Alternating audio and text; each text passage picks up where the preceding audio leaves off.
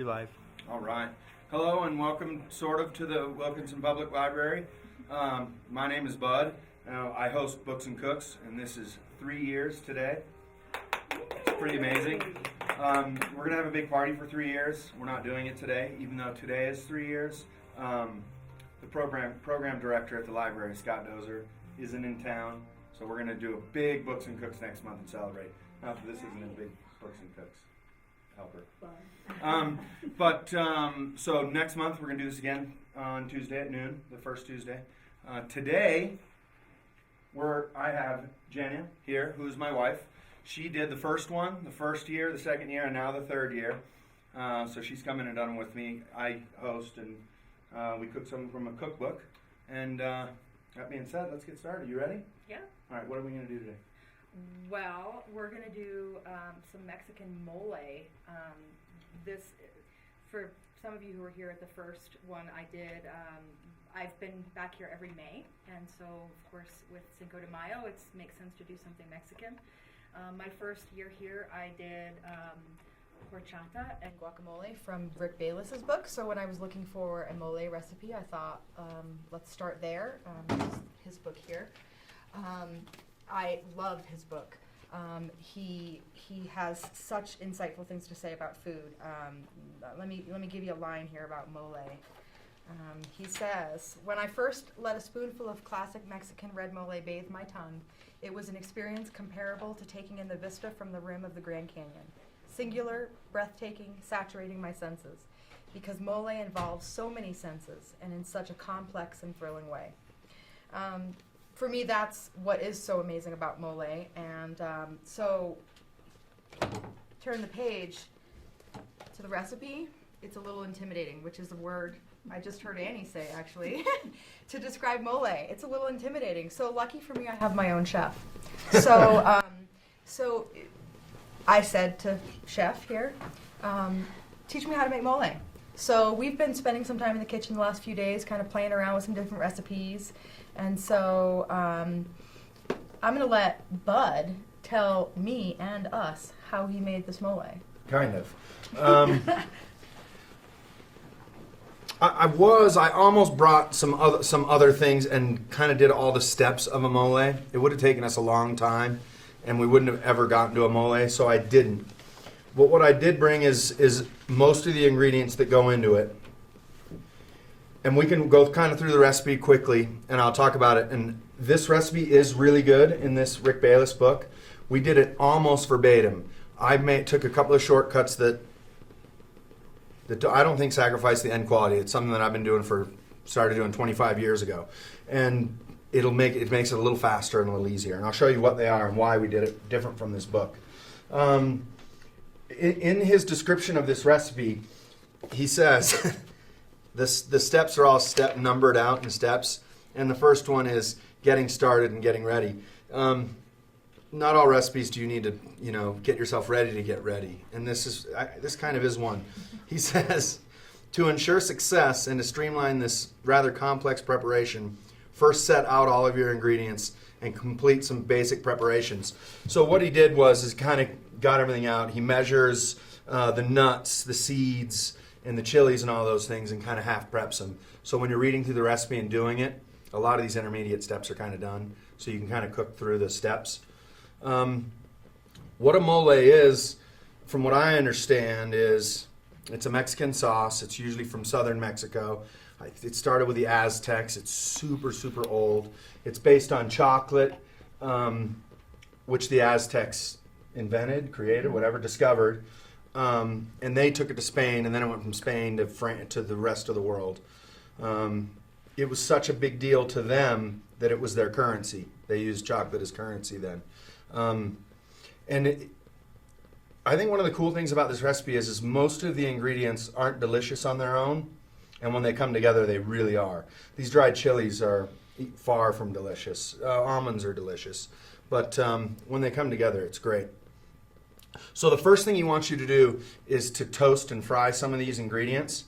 Let me go back to moles. There's 7 moles in Mexico. There's red, yellow, green, black. I don't know what the other 3 are. Is there a brown or no? there is a brown mole, and then I don't know what the other two are. And all of them are very, very similar.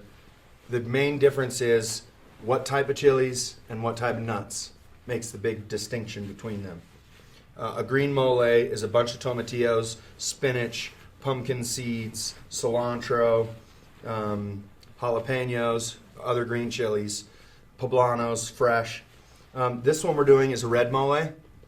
It is the most popular mole. It's also the newest mole, and it's the mole that made it from Mexico to the U.S. It's the one you see here the most. When you get mole in the U.S., it's usually not the same red mole that you would get in Mexico, because most of the people that migrated here that work in Mexican restaurants come from northern Mexico, and northern Mexican food and southern Mexican food are radically different. So they make a different style, which I'm not a fan of. And if you've had mole anywhere in the U.S. from a pretty commercial American Mexican food restaurant, you'll see a big difference between these two. So this is where he starts. He starts off with the tomatillos, and these have this green husk on them. I think this is related to the gooseberry, but they're bitter. They look just like a tomato. They're really, really sticky. So you start, just peel them, wash them off in cold water, and then you have those. I took a sheet tray and put a little foil on them and just laid them all out on one side and put them underneath the broiler when it was really, really hot, as close as I could get it. As soon as they started to go black, I just turned them over and then blackened the other side and slid them off. Then the next thing you do is toast the chilies. And he does his chilies in oil. He deep fries them in oil in a cazuela, is what that'd be called in Mexico. And that dish is made for making mole. So this is what he would do. So we'd start with a chili. Interrupt me if you have a question, because I'm going to talk fast, because I'm going to say a lot of stuff. Dehydrated chilies. These are dehydrated chilies. And there's all different kinds, and they all have very different flavors.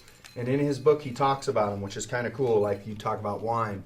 But he talks about them, about pasillas have kind of tobacco and chocolate flavors. These ones have kind of cinnamon and earthy flavors. These ones are really, really hot. It's kind of cool that, you know, when you think about it like that. So look, so what I did was I pulled the stem out, I dumped the seeds out, and I'm going to flatten it out, right? See that? And then you open it all up, and you can see the seeds, get any other seeds you can out. Are the seeds hot? These ones aren't. There's a little meter on these bags on how hot chilies are, and these are all the lowest. They're spicy. I mean, you can feel a little heat on them, but they're not spicy. Not like a jalapeno or... These ones are very spicy. That's So why do you take them out? the seeds are bitter on these dried chilies, and we want the sauce to be really smooth. So we just don't want the texture of them either. So I got those out and flat, right? So then I took the same cookie sheet tray that I slid the foil and the tomatillos off of, and I'll lay these out flat with the open side up, all on a level in one single layer, because I want all of them to toast. And I'll put these underneath the broiler exactly the same way. And this is one of those ones where, you know, you get down in the oven and you put them in and you stay there, because it's fast. I mean, it's seconds. It's, 10 seconds or less. It's fast. And what's going to happen is white smoke will just start spiraling off them. I mean, you'll know right away, and you can smell them. The whole house will smell like them right when they're ready. So just lay those out, put them under the broiler, and toast them. That's easier than pressing them down with tongs and oil in the pan. I think the benefit to that is they toast more evenly, because the oil gets in all these little cracks and really toasts the whole thing evenly, which is kind of what you want. But you don't flip those over like Nope. you were flipping the tomatillos. Nope, I just do that one side, because this side's kind of dry already, the skin side, from when it dried out. If you go too far in the oil or when you're toasting them, they get bitter really fast, just like coffee. Light roasted coffee is less bitter, dark roasted coffee is bitterer, and it gets that bitter from the toasting. So you don't want to do that. These are naturally really bitter, so we don't want to toast them bitter. We want to get them they taste and smell completely different when they're toasted. It's a game changer, so it's a pretty cool step to do. Rick Bayless uses molitos, or these maritas, which are very similar, anchos, and pasillas. This classic Oaxacan book uses these, which are guajillos, And these are a little bit sweeter. These are the sweetest of all these.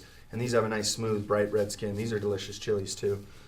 You know, in Mexico, this is one of the things they argue about, what chilies you use. And it's a big deal there, the national dish. So it's important to people. What do you think? You got any questions so far?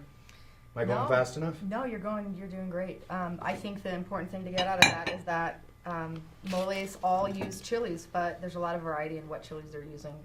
Down in Puebla and Oaxaca, the people go and make a whole trip out of going shopping to find the perfect chilies for their mole. It's a really important dish. So I think there's a lot of flexibility in that, and you'll hear a lot of different things from different books. Question: are these chilies, any of them, able to be grown locally, or are they all imported? These are from. I think there's some from New Mexico. They grow some. Yeah, these are from Thailand. These are from Mexico, but New Mexico grows a lot of them. They like really dry, sandy soil. They like it to be really, really hot. Parts of Colorado, Four Corners area. You high could. Alpine deserts, Absolutely. tons of sun. Mexicans do a lot of stuff very, very similar to this. Right. There's a name for one of the dishes that we've made at home, and I can't remember what it is. But they do something similar to this, and it's got a lot of corn in it as well, which this doesn't have any in. Are these chilies expensive? Because they're Very inexpensive. very inexpensive. Very inexpensive. I mean, I get these in a big old box that's a few dollars. They're very inexpensive and light. So here he talks about, getting started, you want to have your garlic peeled ahead of time, have your chocolate measured out, have your nuts and seeds measured out, have your raisins measured out. So he starts with this, which is we would think of as a Dutch oven, or they would call a cazuela, and they make different ones in different regions of Mexico out of these cool materials and stuff. So we would start with that with a half inch of oil in it. His recipe. We would still do the tomatillos under the broiler. We would toast our chilies in that oil, leave that oil in the pan. We cheated and did ours under the broiler. It's fast, it's just simple, and I can't taste the difference in the end. And those are the only shortcuts I'm willing to do. So then the next thing we would do is raisins. It's got a half a cup of raisins in it. You toast those raisins in that same oil, and they kind of plump up a little bit and get lighter in color. That's when you know they're done.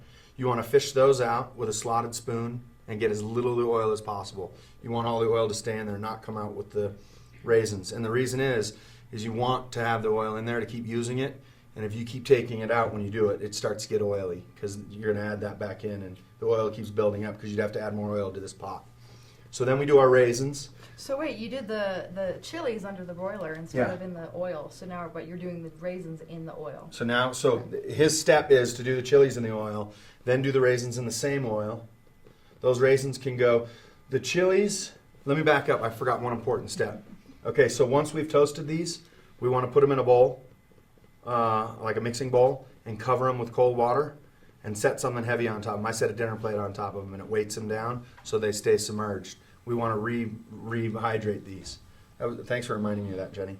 And that can be going while we do this next step. So these are all in water with something holding them down in the water so they get soft again. Then we toast the raisins. Then we toast the almonds. And then in with the almonds goes whole garlic cloves, and we just toast those until they're soft. In the oil? Yep. And I'll make Xeroxes of this recipe if anyone wants it, or the book. The library has this book. I just want to make copies if people don't want them.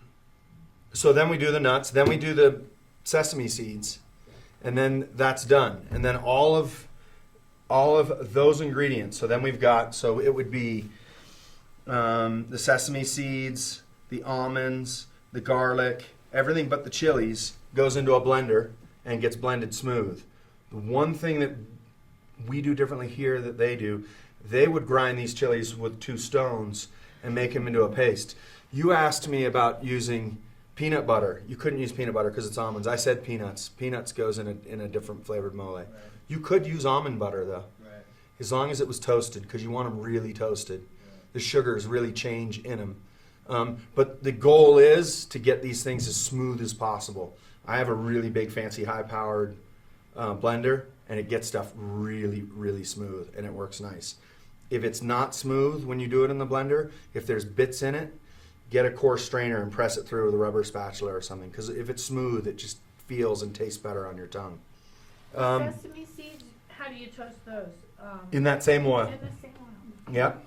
And so then we've made a puree of the everything but the chilies.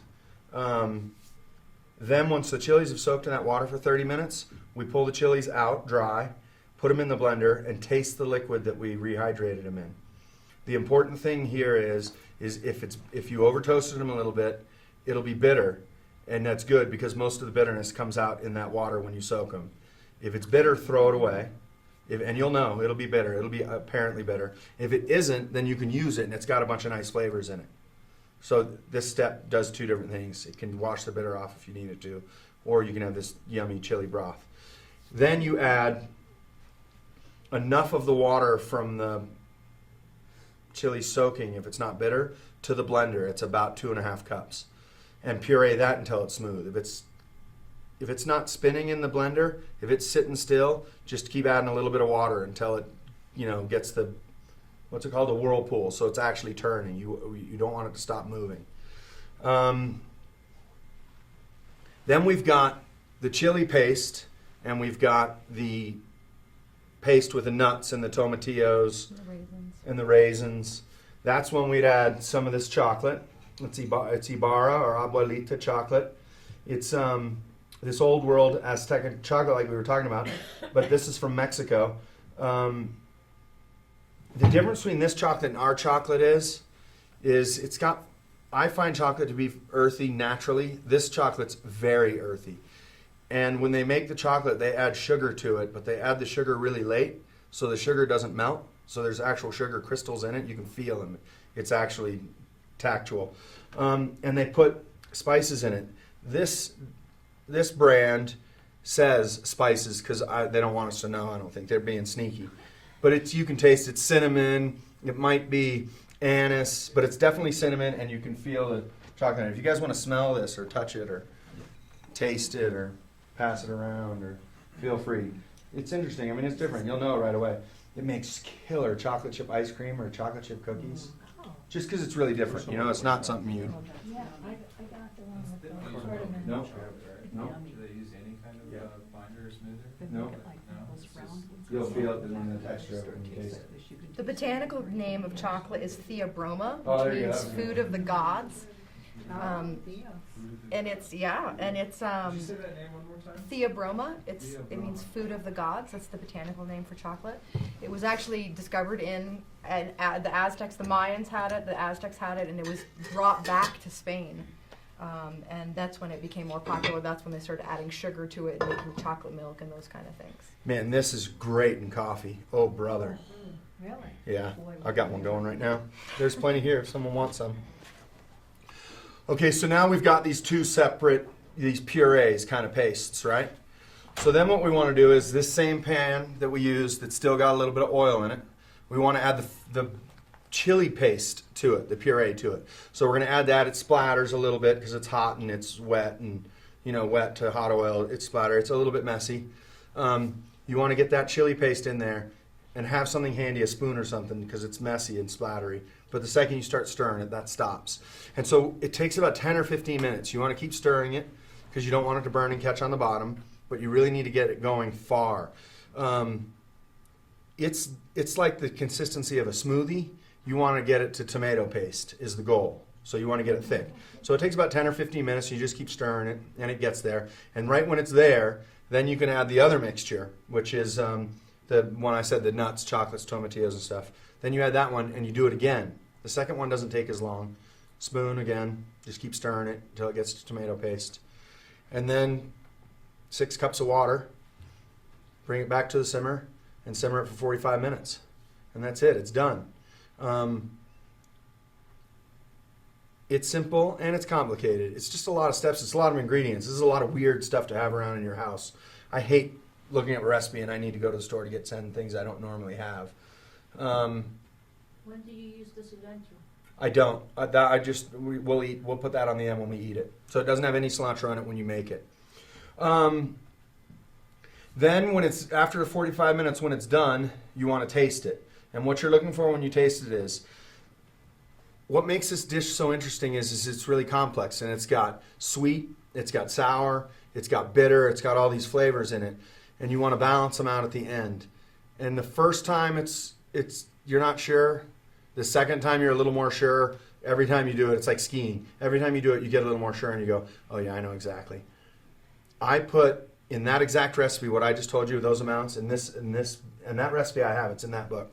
Exactly what I just said. He uses 5 either teaspoons or tablespoons, I can't remember, of sugar. And I think about a teaspoon of salt. And then it comes together. When you first taste it, it's a little bit bitter, it's a little bit flat, and you think, oh man, that was a lot of work to have okay mole. A little bit of salt, and it completely changes. And then a little bit of sugar, and all that bitterness kind of sinks down, and then it's kind of all is on the same level instead of bitter up here, and it Evens it out. Like it does, smooths it out. totally. It's amazing when you do it. And this recipe's cool because when you're done, it's okay. And you add this much of 2 little things and it completely changes a pot of something. And that's just something you got to play with. When you're cooking, anything you're cooking, you got to taste it the whole time. Because if it's something you cook a lot, you'll start to notice stuff. And you'll know in the middle when it's going to be a really good one. You can tell when it's coming along. What's so spectacular about this particular dish is that it's supposed to hit all of your taste buds simultaneously equally. And so when you take that bite, you want to kind of feel it throughout your whole mouth. You want to taste all of the bitter, the sweet, the sweet from the raisins and the spicy from the chilies, and you want to get that kind of evenness in your mouth. The restaurant that we met at a bunch of years ago, Cafe Terracotta, did this style of food. She did really authentic Mexican food with French technique, which is kind of popular. That's what Rick Bayless did, Coyote Cafe, Mark Miller. It got really popular, and it still is, but it's not a trend like it was then. The second most popular dish on our menu there was this achiote marinated chicken with a green mole sauce. That was an amazing dish. Do you remember that dish? Mm-hmm. Oh my God, it was so good.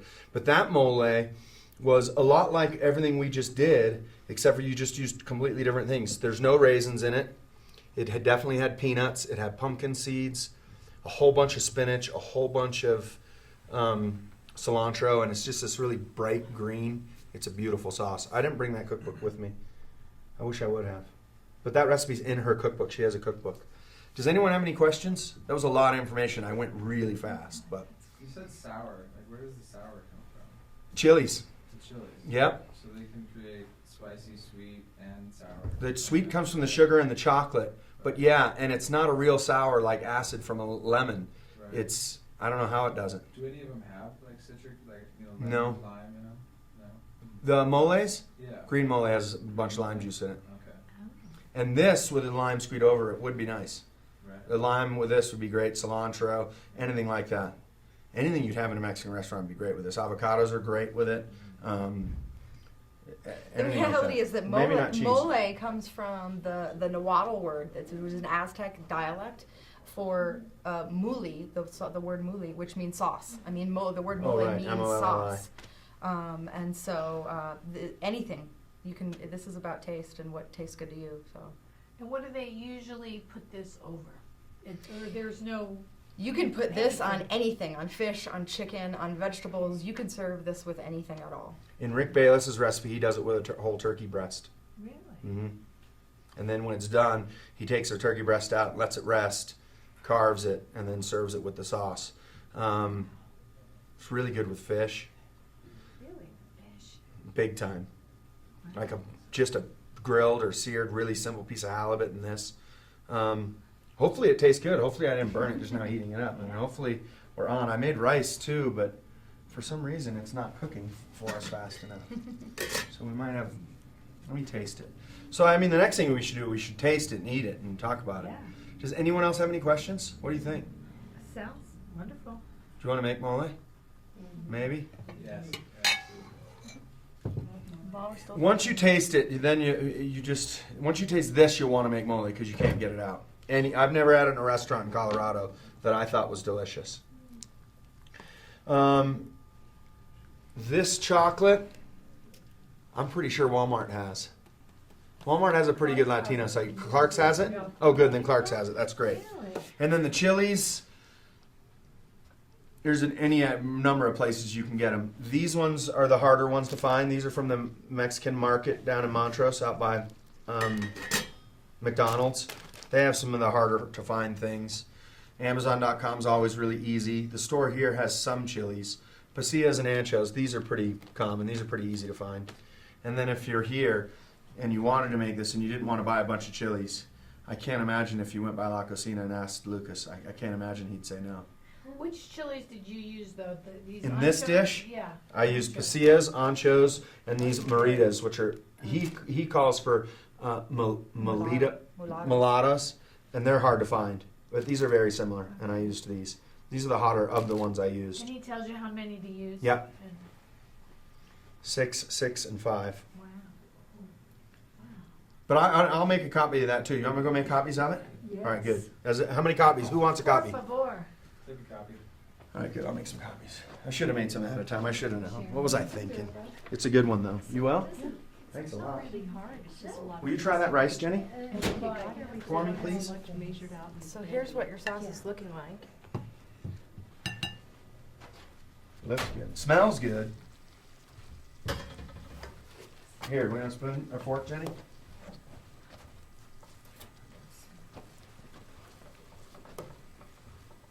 It went out for a little bit.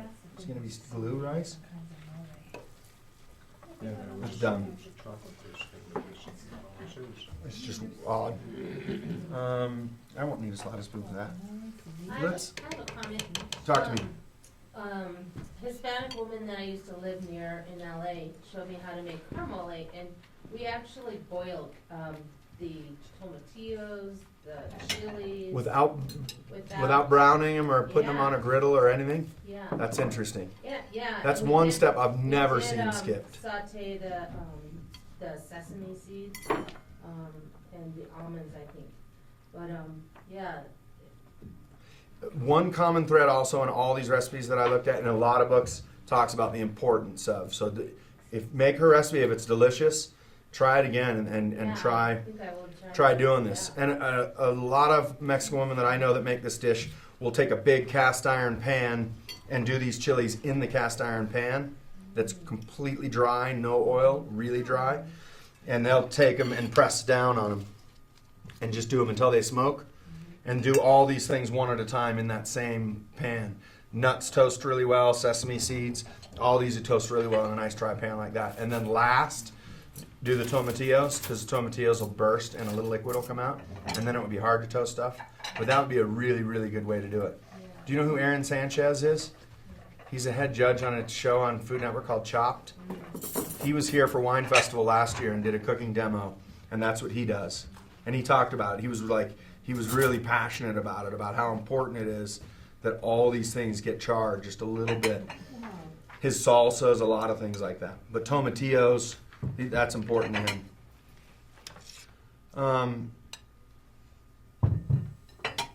God, there's just different ways to do it. It's fun, too, reading in a lot of these books. They all talk about how this is something that over Dia de los Muertos, this is a very common dish. And things like that, like we would think of as Thanksgiving and Christmas where you all get together. This is a topic that will come up that people will argue about the right way to do it. It's like Thanksgiving dinner to us. Doesn't Rick Bayless compare it to He does Thanksgiving compare dinner? it to Thanksgiving, that it's a celebration dish. That's it. Anything else? No, we just have to try it. Well, you're going to make plates for us? Oh, she's a doll. Do you want one to take a picture of?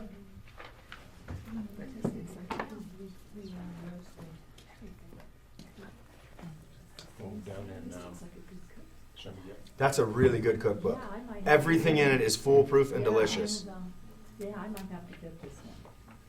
For when you're retired. It's definitely a good book. Having you here. Repertoire. Yeah.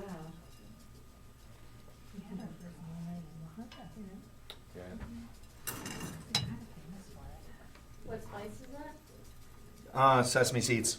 Oh. Oh, is this one yours? No. Oh, yes, that one. It was just my rice tester. So who cooks this dish at home? He does. Oh, you. You know, we met, like you said, at Cafe Terracotta, and he was the chef, and I was a lowly waitress. Oh. She was asleep before this was half If done. you if you worked a double shift, you got to have a free meal in between your two shifts. And so I used to always sign up for the double shifts just so that I could get the free meal. People sometimes will ask me why I married him. Like, there's the joke about did I marry him for his money, which I didn't. I married him for his fish tacos. 'Cause Really? They're His amazing. fish tacos. He used to do the best fish specials at Cafe Terracotta. That was a fun restaurant. It's a shame it closed. It was really good. Where was it? In Tucson, Arizona. Could you make one of those with just a little rice and the broth, like just a tiny bit and the sauce? Sure. And the chicken. Yeah, I'll just taste. I just want to taste the sauce. Just Okay. a little bit. It smells so good. How can you not? Yeah, you know, I think this would be really good with plantains. Oh, okay. Fried plantains with this. I'm thinking about like a Brother. not totally ripe avocado. And put Yes. Big slits or cuts in. That the would be mole. killer. You know, so they When kinda you get taste hot this, and you'll think it even more. Well, you guys Is don't that be the one shy. that's just a little bit? That. Yeah. It's great. Throw a piece of chicken on there if you want to make it a knot. Help yourself, you guys. Alright, you guys go back to work. There's forks and napkins over here, and then Jenny's making some bowls over here. If anyone wants some chilies, or some chilies or some tomatillos, you know, go for it.